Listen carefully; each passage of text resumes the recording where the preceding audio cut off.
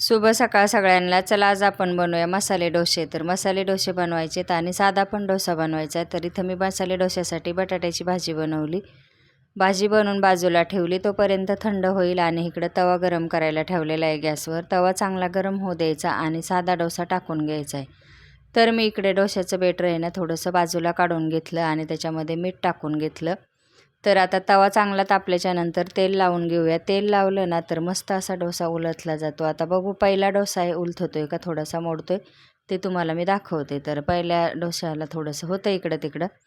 त्याच्यानंतर तव्याला चांगलं तेल लावून घ्यायचं आणि मस्त असा डोसे एकदम पटापट उलटले जातात.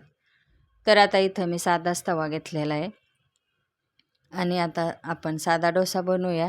मी पहिला डोसा टाकून घेते. चमच्याने बेटर सगळं फिरून घेते पांगून. तुमच्या ह्याच्यावर करा मोठा छोटा. मी थोडेसे मिडियम साईजचेच केलेले येतं. तर असे डोसा मी टाकून घेतला आणि आता हे साधा डोसा उलथून घेते मी.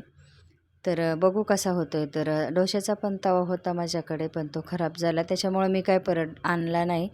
आणि मग ह्याच तव्यावर मी चपाती पण बनवते डोसे पण बनवते. चांगले येतात चवा म्हणजे असं खराब नाही होत. आता थोडासा पहिला थोडा मोडला पण त्याच्यानंतर आता आपण साधा टाकून बघूया दुसरा. तर तो काढून घेतला आणि दुसरा टाकून घेतला. साईडने तेल सोडून घेते. तर मस्त असा डोसा हा पण आलेला आहे. तर बघू उलथतोय का काय तर तुम्हाला मी दाखवते. तर छानपैकी साधा डोसा उलटलेला एकदम कडक कुरकुरीत. तुम्हीसुद्धा असा करून पहा घरच्या घरी. तर मस्त होतात. आता हे हे पण उलटलं आहे.